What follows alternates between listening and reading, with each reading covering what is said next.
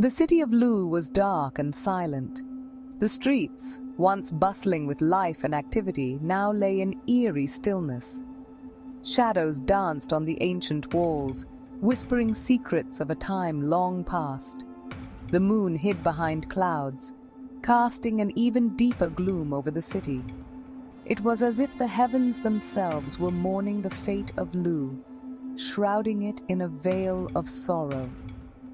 Occasionally, the moonlight would break through the clouds, offering a fleeting glimpse of hope. But it was the only light in the sky, a solitary beacon in the vast darkness. 3 travelers approached the city, their silhouettes barely visible against the night. They moved with purpose, their steps echoing softly in the stillness. They were Sir Henry, Quatermain, and Good. Each of them bore the marks of their long journey, their clothes tattered and their faces weary.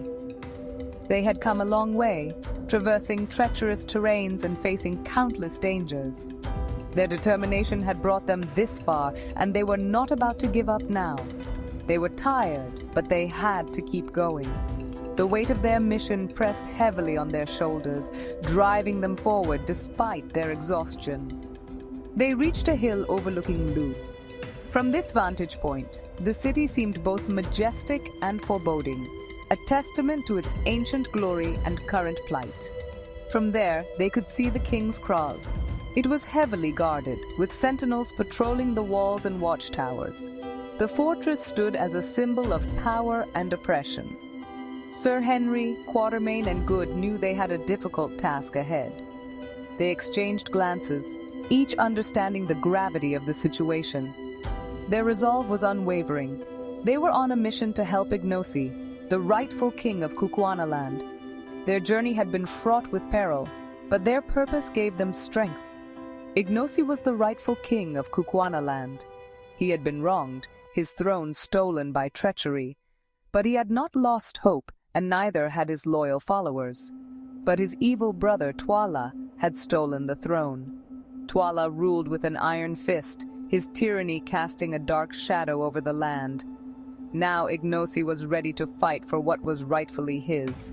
He had spent years gathering strength, preparing for the day he would reclaim his kingdom. He had gathered an army of loyal followers. These warriors were ready to lay down their lives for their king, their loyalty unwavering. They were ready to face Twala and his warriors. The clash would be fierce, but their cause was just, and their spirits were high. Sir Henry, Quatermain, and Good were there to help Ignosi win back his kingdom. They had pledged their support, and they would see this mission through to the end, no matter the cost. Infadus, a wise old warrior, led the group to a nearby hut. His experience and wisdom were evident in every step he took, and the group followed him with unwavering trust. They knew that under his guidance, they had a better chance of surviving the impending battle. Inside, it was dark and dusty. The air was thick with the scent of old wood and earth, and the dim light barely illuminated the room. Shadows danced on the walls, creating an eerie atmosphere that made the group feel uneasy. Good stumbled around, searching for his trousers. His clumsiness was a source of amusement for the group, and despite the tension, they couldn't help but chuckle at his antics. He muttered to himself, frustrated yet determined to find his missing garment. He was a funny man, always losing things. Finally, he found them. Everyone laughed. The laughter was a brief respite from the anxiety that gripped their hearts. It was a moment of lightness in the midst of darkness, a reminder of their humanity, but the laughter quickly faded. The reality of their situation settled back in, and the weight of what was to come pressed down on them. They knew they had to focus and prepare for the battle ahead. The battle was upon them. The air was thick with anticipation, and every sound seemed amplified. The rustling of armor, the sharpening of weapons, and the murmurs of prayer filled the hut. They had to be ready. Each warrior checked their gear, ensuring everything was in place. They exchanged determined glances, silently promising to stand by each other no matter what.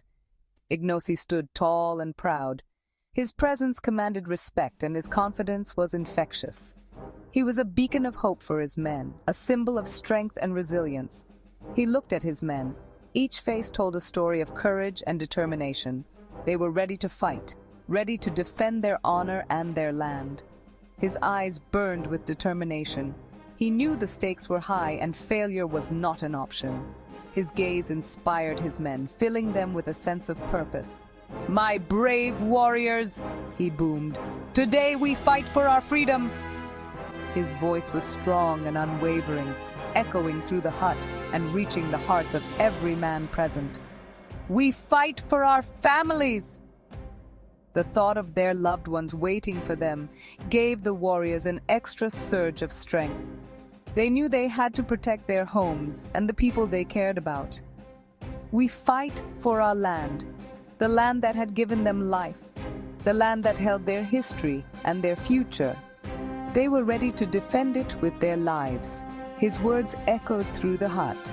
The walls seemed to vibrate with the power of his speech, and the men felt a renewed sense of purpose and unity. They filled the men with courage. Each word was a promise, a vow to fight with everything they had. The warriors felt their fears melt away, replaced by a burning desire to protect what was theirs. They were ready to follow Ignosi into battle. With hearts full of courage and minds focused on victory, they stepped out of the hut, prepared to face whatever lay ahead. The soldiers prepared for battle. They sharpened their spears with meticulous care, ensuring each point was razor-sharp. They checked their shields, making sure they were sturdy and ready to withstand the blows of the enemy. Every movement was deliberate, every action filled with purpose. They practiced their battle cries, their voices echoing through the night. The shouts were not just for show, they were a way to build courage, to remind themselves of their strength and unity. Each cry was a promise to fight with all their might. The air crackled with anticipation, a palpable tension that hung over the camp like a heavy fog. Every soldier felt it, the weight of the coming battle pressing down on their shoulders. It was a night filled with unspoken fears and silent prayers. The night was long and tense. Sleep was impossible. They sat around the fire, their faces illuminated by the flickering flames, eyes wide open, minds racing with thoughts of what the dawn would bring. The fire offered little comfort, its warmth unable to chase away the chill of anxiety. The thought of the coming battle kept everyone awake. Each soldier wrestled with their own fears, the unknown future looming large in their minds. They knew that by morning their lives could be changed forever. Sir Henry checked his rifle, his hands moving with practiced precision. He knew that his weapon could mean the difference between life and death. Every part of it had to be in perfect working order. Quatermain sharpened his hunting knife, the blade glinting in the firelight. He had used this knife on many hunts, but tonight it felt different. Tonight it was not just a tool, but a lifeline. Good, true to form, misplaced his hat and then found it again. His antics brought a brief moment of levity to the tense atmosphere, a small reminder that even in the darkest times, there could be moments of light. They were a strange group, these adventurers. Each one brought their own unique skills and experiences to the table. They had come together for a common cause, united by a shared sense of purpose. But they were all brave men. Courage was the thread that bound them together, giving them the strength to face whatever lay ahead. They stood shoulder to shoulder, ready to fight for what they believed in, and they were determined to help Ignosi win back his throne. This was more than just a battle. It was a fight for justice, for the rightful king to reclaim his place. They knew the stakes were high, and they were ready to give everything they had to see it through. The sun rose. The first attack came with a roar. Twala's army surged forward like a wave. They were a fearsome sight. Their shields glinted in the sunlight. Their spears were sharp and deadly. But Ignosi's men stood firm. They met the attack with courage and strength. Sir Henry's rifle barked. Each shot found its mark. Quatermain fought like a tiger, his knife a blur. Good, surprisingly, fought with great bravery. He even managed to hold on to his hat. The battle raged. Section 5. A daring plan. The first attack was repelled, but Ignosi knew Twala would attack again. They needed a plan. Infadus, the wise old warrior, approached Ignosi. He whispered a plan in his ear. Ignosi's eyes widened. It was a daring plan, but it just might work. That night, under the cover of darkness, Ignosi's army prepared to move. They were going to surprise Twala's army. It was a risky plan, but it was their only chance. Section 6. Victory for Ignosi! The night was silent. Ignosi's army crept through the darkness. They surrounded Twala's camp. Then, with a mighty roar, they attacked. Twala's army, caught off guard, was thrown into confusion. The tide of the battle turned. Sir Henry found himself face to face with Twala. The two men fought a fierce duel. In the end, Sir Henry's skill prevailed. Twala fell, defeated. With their leader gone, Twala's army surrendered. Victory was Ignosi's. Section 7. A King's Gratitude. The people of Kukuanaland erupted in cheers. Their rightful king had returned. Ignosi, standing tall and proud, addressed his people. He thanked them for their bravery.